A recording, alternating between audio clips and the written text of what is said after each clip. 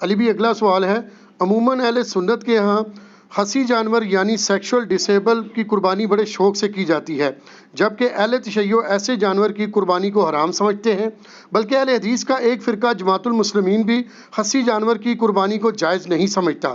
اس حوالے سے آپ کا کیا موقف ہے؟ دیکھیں، خصی جانور کے بارے میں یہ جو موقف ہے نا اہل تشیع کی طرف جو منسوب کیا گیا کہ وہ اس کو حرام سمجھتے ہیں، تو یہ ایک متھ ہے جو ان کی پبلک کے اندر بھی ہے۔ آپ محقق شیعہ علماء سے پوچھیں تو شیعہ علماء کے اندر ان کے پرانے بزرگوں میں بھی دو رائے پائی جاتی ہیں۔ ایک مطلقاً خصی جانور کی قربانی کو حلال سمجھتے ہیں، دوسرے جو ہیں اسے حرام کی کیٹیگری میں نہیں سمجھتے، وہ کہتے ہیں پریفریبل ہے کہ نہ کیا جائے۔ لیکن آپ کو پتہ ہے جب یہ معاملات آگے چلتے ہیں نا تو پھر زیادہ سختی آنا شروع ہو جاتی ہے دونوں طرف سے، اور اب یہ ہے کہ شیعہ کی منڈیاں زیادہ لگی ہوئی ہیں، جیسے وہ کہتے ہیں شیعہ مچھی شیعہ جانور، اور وہاں پہ خصی جانور کھڑے ہوئے ہوتے ہیں۔ حالانکہ آپ شیعہ علماء سے میں نے باقاعدہ اس کے اوپر پوری ڈیبیٹ کی ہے، وہ کہتے ہیں جی ہمارا یہ کیٹیگوریکل موقف نہیں ہے، ہمارے ہاں دو اقوال ہیں، اور جو دوسرے لوگ ہیں نا جو خصی کی جانور کی قربانی کو جائز نہیں سمجھتے وہ حرام کی کیٹیگری میں نہیں سمجھتے ہیں، وہ فتویٰ نہیں لگاتے کہ آپ کی ہوگی نہیں، وہ کہتے ہیں کہ بہتر ہے کہ یہ نہ ہو۔ جماعت المسلمین والے تو خیر بہت سخت ہیں، اہل حدیث کا ہی ایک ٹوٹا ہوا ایک سب سیکٹ آپ کہہ لیں، اور وہ کہتے ہیں چونکہ یہ بھی ایک عیب ہے جو جانور کے اندر موجود ہے، وہ کہتے ہیں انسان میں اگر یہ عیب ہو خصی ہونا سیکچولی ڈسیبل تو یہ عیب ہے تو جانور میں کیوں نہیں ہے، یہ وہ لاجک پیش کرتے ہیں۔ دیکھیں اس معاملے میں میرا موقف پہلے کافی سخت تھا، لیکن میں نے ان 5-7 سالوں میں کافی اس کے اوپر ایمفسائز کیا ہے، تو میں اس رزلٹ پہ پہنچا ہوں کہ اس میں آپ کو سختی نہیں کرنی چاہیے۔ اگرچہ جب میرا سخت بھی موقف تھا نا تو میں نے اس وقت بھی کہا تھا کہ اگر کوئی قربانی دیتا ہے ہم اس پہ فتویٰ نہیں لگاتے، نہ اسے یہ کہتے ہیں کہ اس کی قربانی نہیں ہوگی۔ یہ اکتوبر 2012 میں میرا مسئلہ 52 ریکارڈ ہوا تھا۔ اللہ کا شکر ہے کہ میں جب کبھی بھی اجتہادی مسائل پہ بولتا ہوں نا تو میں اپنے لیے ایک راستہ ضرور باقی رکھتا ہوں، کیونکہ مسئلہ اجتہادی ہوتا ہے نا، نس قطعی تو نہیں ہوتا۔ تو بعد میں جب مجھے کبھی کسی موقف میں ڈھیلا موقف اڈاپٹ کرنا پڑے تو میرے لیے کوئی مسئلہ نہیں ہوتا، کیونکہ میں نے پہلے بھی کوئی سخت موقف نہیں اڈاپٹ کیا ہوتا۔ جیسے امام کے پیچھے فاتحہ کا مسئلہ ہے، میں نے اتنے شد و مد سے بیان کیا تھا، اس وقت بھی کہا تھا کہ جہری نمازوں میں جو امام کے پیچھے فاتحہ نہیں پڑھتے تو میں یہ نہیں کہتا ان کی نماز نہیں ہوتی ہے۔ خیر بعد میں اللہ نے شرح صدر کیا تو یہ سمجھ آئی کہ یہ جہری نمازوں میں پیچھے نہ پڑھنے والا عمل زیادہ بہتر ہے، تو مجھے ویڈیو ریکارڈ کراتے ہوئے بھی کوئی مسئلہ نہیں ہو رہا تھا، میں نے کو پہلے اس کو حلال حرام کا مسئلہ بھی نہیں بنایا تھا۔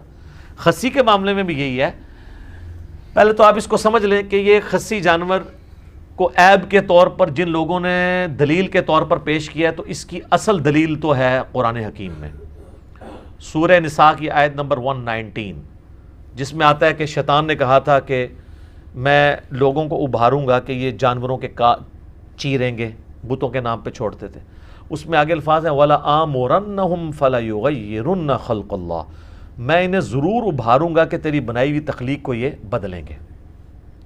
تخلیق بدلنے میں ہر وہ کام داخل ہے جو نیچر کو آپ ہٹ کے کوئی کام کرتے ہیں، چاہے وہ کان چیر دیں، چاہے وہ آپ سینگ توڑ دیں کسی کا، ٹھیک ہے۔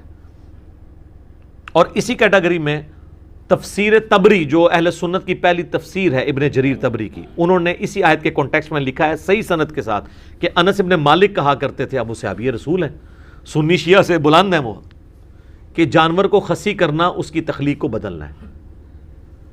مصنف عبد الرزاق میں، المصنف ابن ابی شیبہ میں، سنن الکبریٰ البیہقی میں، سر ان 3 کتابوں کے نام یہ رٹ لیں آپ، یہ 3 کتابیں ہیں جس میں آپ کو صحابہ اور تابعین کے اعمال اور افعال مل جائیں گے۔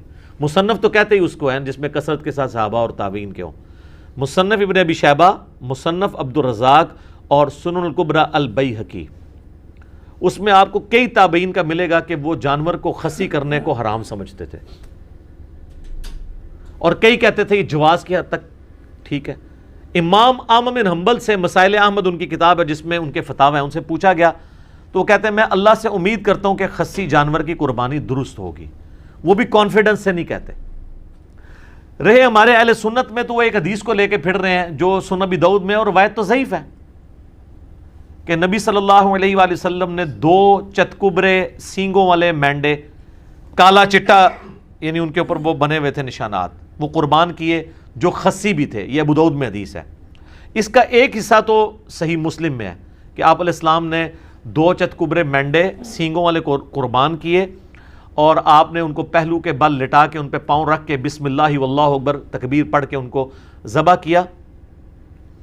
اور مسلم شریف میں الفاظ ہیں, آپ نے ساتھ یہ بھی کہا اللہم تقبل من محمد و آل محمد و امت محمد, اے اللہ اسے قبول کر لے محمد, آل محمد اور امت محمد کی طرف سے صلی اللہ علیہ وآلہ وسلم اجمعین. تو اس حدیث کہ یہ الفاظ تو بخاری مسلم میں ہے. یہی حدیث ابو داؤد میں آتی ہے نا, اس میں خصی کے الفاظ بھی ہیں کہ 2 سینگوں والے چتکبرے اور خصی, لیکن وہ روایت ضعیف ہے. اس میں محمد بن اسحاق مدلس ہیں اور ان سے روایت کر رہے ہیں اور سما کی تصریح نہیں ہے. اس لیے یہ حدیث مشکات میں جب آئی ہے نا, 1461 نمبر ہے مشکات میں 1461, اس کے فٹ نوٹ پہ شیخ زبیر صاحب نے لکھا ہے اس حدیث کے کانٹیکسٹ میں کہ یہ حدیث جو ہے وہ ضعیف ہے خصی والے الفاظ کے ساتھ, باقی سارے الفاظ ثابت ہیں. لہذا وہ زبیر صاحب کا جو پرانا کوئی حکم کہ یہ ابو داؤد میں لگا ہوا تھا نا, تو اس کو آپ چینج سمجھیں. وہ انوار الصحیفہ کے اندر جو سنن اربعہ کی تحکیم ہے اس میں بھی انہوں نے اس کو ضعیف کہا ہے. تو یہ حدیث تو ہے ضعیف. اب یہ محمد بن اسحاق تو مشہور مدلس ہے, اور اہل حدیث کے ہاں تو یہ مدلس ہونے کی وجہ سے ان کی روایت جو ہے ضعیف ہے, جو مسلم کے مقدمے میں ہے کہ مدلس کی ان والی روایت سما کی تصریح کے بغیر ضعیف ہے. رہے حنفی, تو حنفیوں کے ہاں تو محمد بن اسحاق ویسے ہی ضعیف راوی ہے. وہ کہتے ہیں صرف اس کی تاریخ میں باتیں لی جائیں گی کیونکہ امام المغازی ہے. سیرت ابن اسحاق پہلی سیرت کی کتاب یہی لکھی گئی ہے, انہوں نے ہی لکھی ہے. یہ تابعی ہیں, انس بن مالک کے شاگرد ہیں. سیرت ابن ہشام اس کی تلخیص کی گئی ہے بعد میں امام ابن ہشام نے. وہ جو فاتحہ خلف الامام والی حدیث ہے نا ابو داؤد کی کہ فجر کی نماز میں بھی صحابہ پیچھے پڑھ رہے تھے تو آپ فرمایا صرف فاتحہ پڑھو, اس حدیث کو تو صحیح کہتے ہیں اہل حدیث. تو اس وقت حنفی ان کو یہ جواب دیتے ہیں کہ اس میں محمد بن اسحاق ہے اور وہ ضعیف راوی ہے, اور خود یہ خصی والی حدیث جو ہے محمد بن اسحاق والی پیش کر رہے ہیں. دیکھا آپ نے 2 نمبری, یہی 2 نمبری اس میں کی ہوئی ہے جو ابو داؤد میں حدیث ہے نا کہ عبداللہ بن عمر بن عاص جن کو وہ دعا یاد نہیں ہوتی تھی ان کے گلے میں تختی لٹکا دیتے تھے. تو وہ تقی عثمانی صاحب بھی بیان کر رہے تھے, میں نے کہا تھا سر اس کو دیکھ لیں, پہلے تو آپ نے نام ہی غلط لیا ہے, عبداللہ بن عمر نہیں ہے, عبداللہ بن عمر بن عاص ہے جس کو اردو میں عمرو لکھا جاتا ہے. اور دوسرا یہ ہے کہ اس میں تو محمد بن اسحاق ہے جو آپ کے نزدیک ضعیف ہے, تو آپ یہ روایت کس طرح آگے بیان کر رہے ہیں کہ تعویذ لٹکاؤ گلے کے اندر. تو محمد بن اسحاق مدلس ہیں, ان سے روایت کر رہے ہیں, لہذا یہ روایت ہوگی ضعیف. اور اس کو اہل حدیث کہیں پیش ہی نہ کریں آپ کہ وہی خصی جانور قربانی کی, خصی جانور کی قربانی کی. اسی وجہ سے جماعت المسلمین والوں کا یہ موقف ہے کہ خصی جانور قربانی نہ کی جائے. اب یہ خصی جانور کا مسئلہ جو کر رہے ہیں ان کا مسئلہ بھی ٹوٹل اجتہاد پہ کھڑا ہوا ہے, نہ کرنے والوں کا بھی اجتہاد پہ کھڑا ہوا ہے. تو جب مسئلہ اجتہادی ہے تو پھر یہ نص نہ رہی. البتہ جو نہ کرنے والے ہیں وہ نص سے اس کو دلیل ضرور پکڑتے ہیں, والا آمرنہم فلا یغیرن خلق اللہ. اس کا جواب جو خصی کی جائز سمجھتے ہیں نا وہ بڑا زبردست جواب دیتے ہیں, اور میں سمجھتا ہوں کہ مولانا اسحاق صاحب رحمہ اللہ تعالیٰ نے اس مسئلے کو کافی حد تک حل کیا ہے. آپ کو پتہ ہے وہ اتحاد امت کے دائی تھے, اور ان کو یہ بھی ڈر نہیں ہوتا تھا کہ مسئلہ شیعہ کو سپورٹ کر رہا ہے یا اہل حدیث کو کر رہا ہے, وہ جس کے بھی حق میں ہوتا تھا دھڑلے سے کرتے تھے, اور ان کی کوشش ہوتی تھی کہ جو کامن آئے اس کو وہ ڈیفینڈ بھی کریں. لیکن اس مسئلے میں انہوں نے شیعہ کے اوپر سخت جو ہے نا گرفت کی ہے کہ یہ شیعہ نے جو مسئلہ نکالا ہے نا کہ خصی جانور کی قربانی نہیں ہوتی. اور وہ میں نے بتایا کہ مولانا اسحاق صاحب نے تو یاد ہی بات بتائی تھی, پوری بات یہ ہے کہ شیعہ میں بھی سب کا یہ موقف نہیں ہے, 2 گروہ ہیں. میں نے باقاعدہ شیعہ کے بڑے علماء کے ساتھ ڈسکس کیا ہے, آفتاب جوادی صاحب کے ساتھ ڈسکس کیا جو بڑے محدثین میں سے ہیں, زبیر علی زئی صاحب کے وہ دوست بھی ہیں, جامعۃ الکوثر اسلام آباد میں آپ لوگوں کی بلکہ ملاقات بھی ہوئی ہے ان کے ساتھ. تو وہ بھی کہہ رہے تھے ہمارے میں بھی 2 گروہ ہیں, لہٰذا یہ کوئی اتنا بڑا مسئلہ نہیں, اس کو مسئلہ بنایا جائے. وہ مولانا اسحاق صاحب نے بڑا پیارا جواب دیا. انہوں نے کہا کہ نبی علیہ السلام نے جو عیب گنوائے ہیں نا کہ ان عیوب کی بنیاد پہ جانوروں کی قربانی نہیں ہوگی, وہ تو ابو داؤد میں, ترمذی میں, نسائی میں, ابن ماجہ میں کیا ہیں؟ کان کٹا ہوا, سینگ ٹوٹا ہوا, لنگڑا, کانا, لاغر, بیمار. تو حضور علیہ السلام نے کہیں پہ بھی خصی کا ذکر نہیں کیا. اگر یہ مسئلہ اتنا ہی ہوتا تو کسی حدیث میں تو آ جاتا نا کہ خصی بھی وہ عیب ہے کہ جس کی وجہ سے قربانی نہ کی جائے. تو آپ نے اس کو نہیں. پھر انہوں نے مسئلہ حل کیا کہ خسی عیب ہے لیکن اس جانور کے لیے جو آپ نے ریپروڈکشن کے لیے رکھا ہوا ہے, جسے آپ اردو میں جفتی کروانا کہتے ہیں, تو اس کے لیے تو ظاہر ہے وہ عیب ہے. جیسے یہ بھینسوں کو لے جاتے ہیں باڑوں میں, بھینسوں کے پاس بھینسیں ہوتے ہیں جو ان کے پاس, تو ظاہر ہے کہ وہاں تو کوئی ایسا بھینسا تو نہیں رکھا جائے گا کہ جو وہ ان کی ریپروڈکشن نہ کر سکے, تو وہاں کے لیے وہ عیب ہے. اور اس میں بھی یاد رکھیں بخاری مسلم میں حدیث ہے, نبی علیہ السلام نے اس طرح کا جو وہ سیکشل ریلیشن شپ ہے نا جانوروں کا کرانے کی اجرت لینے سے منع فرمایا, یہ فری کروانا چاہیے. ہاں جی, جس میں شوق ہے نا وہ نیکی ہی کھٹے.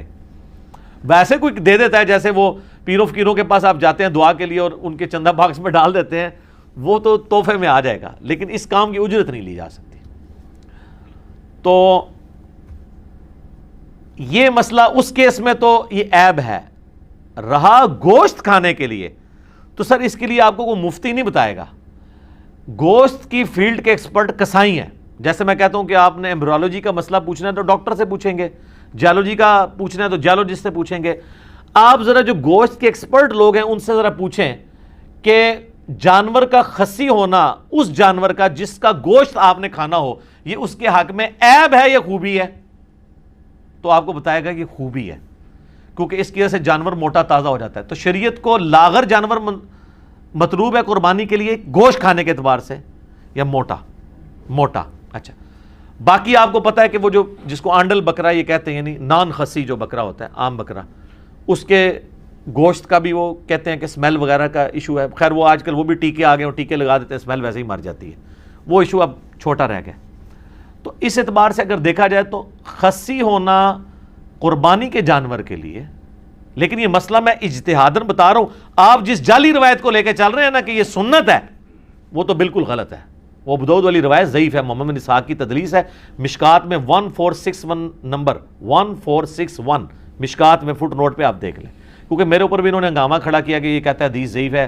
بھائی تو پڑھو تو صحیح نا, حدیث کی کتابیں کھولو. وہ کہتے ہیں ابو داؤد میں تو شیخ زبیر لذیذ صاحب نے حسن لکھا ہے, وہ سر پرانا ہے. شیخ زبیر صاحب نے اپنی وفات سے پہلے جو فائنل تحکیم ہے وہ مشکات میں لگائی ہے, کیونکہ یہ 2013 میں پرنٹ ہوئی ہے, اور انوار الصحیفہ سنن اربع کی ضعیف حدیثوں والی کتاب لادہ سے چھپ چکی ہے. وہ ہماری ویب سائٹ ahlsunnatpak.com سے ڈاؤن لوڈ کریں, یہ روایت ضعیف ہے. اسی لیے تو اتنے موٹے موٹے کتابچے لکھنے پڑ رہے ہیں خسی جانوروں کے اوپر, مضمون لکھنے پڑ رہے ہیں جواز ثابت کرنے کے لیے. شیخ زبیر صاحب کے جو شاگرد ہیں غلام مصطفیٰ ظہیر صاحب, انہوں نے باقاعدہ پورا مضمون لکھا ہے جواز ثابت کرنے کے لیے, پریفریبل نہیں. حالانکہ انہی کے اگینسٹ کئی اہل حدیث علماء شیخ زبیر صاحب کے شاگردوں میں سے ہیں, انہوں نے اس کے خلاف مضمون لکھا ہے, نہیں خسی جانور کی قربانی نہیں ہوتی. تو ہمارا موقف یہ ہے کہ پریفریبل آپ نہ کریں. میں تو کئی سالوں سے خسی جانور کی قربانی نہیں کرتا ہوں. میں کہتا ہوں چلے, ویسے یہ بھی ویسے مشہور غلطی ہوا ہے, آنڈل بکرے بھی بڑے موٹے تازے مل جاتے ہیں, یہ نہیں ہے کہ وہ مرے ہوئے ہوتے ہیں. تو لیکن اگر وہ کرتا ہے کوئی فتویٰ نہیں لگاتے. لیکن یہ جو مسئلہ تھا نا کہ یہ عیب میں آتا ہے, اور یہ ٹوٹلی شیعہ نے اس کو اپنی فقہ بنا کے پیش کیا, تو شیعہ میں بھی دو موقف ہیں. اہل سنت کے ہاں بھی یہ مسئلہ اس طریقے سے نہیں ہے. یہ خسی جانور کا مسئلہ ایک کریٹیکل مسئلہ تھا, اس لیے میں ذرا اس کے اوپر ڈیٹیل بولوں. اس کی وجہ سے کافی ایک مصیبت کھڑی ہوئی ہے. حدیثیں جو کہ ضعیف ہیں, نس میں ولا آمرنہم فلا یغیرن خلق اللہ میں فعال کرتا ہے, لیکن اس کی پھر آگے جو اقوال ہیں تفسیر طبری میں انس ابن مالک کا کہ خسی کرنا یہ تخلیق بدلنے میں آتا ہے. اس صورت میں جب آپ نے وہ جانور جفتی کے لیے رکھا ہے, اگر گوشت کے لیے رکھا ہوا ہے, پھر یہ اس کے لیے عیب کے طور پہ شمار نہیں ہوگا, کیونکہ تابعین میں کئی لوگ اس کے قائل بھی ہیں. یعنی یہ اختلاف شروع سے چل رہا ہے, لہٰذا یہ اس کو سنی شیعہ کے بجائے سنیوں میں بھی آپس میں اختلاف ہے, شیعہ میں بھی اختلاف ہے. تو آپ اگر اختلاف سے بچنا چاہتے ہیں ضرور بچیں, لیکن اس کے اوپر حرام کا فتویٰ نہیں لگائیں گے. مسئلہ اجتہادی ہے. یہ وہ عیوب نہیں ہیں جن کو نبی علیہ السلام نے کیٹاگوریکلی مینشن کیا ہے, جو ابو داؤد ترمذی نسائی ابن ماجہ میں ہے, سینگ ٹوٹا ہوا, کان کٹا ہوا, لاغر, کانا, لنگڑا, اس میں یہ فعال نہیں کرتا ہے. لہذا جماعت المسلمین والے تھوڑا اس مسئلے میں غلوف کرتے ہیں, شیعہ میں بعض لوگ غلوف کرتے ہیں. اس غلوف سے بچیں. آپ نے نہیں کرنا, نہ کریں. لوگوں کو یہ نہ کہیں کہ آپ کی قربانی نہیں ہو رہی. ٹھیک ہے, تو اگر آپ کرنا چاہتے ہیں تو آپ ضرور کریں, ہم آپ کو کچھ نہیں کہیں گے. خود ہم کوشش کرتے ہیں کہ ہم خسی بکرے کی قربانی نہ کریں.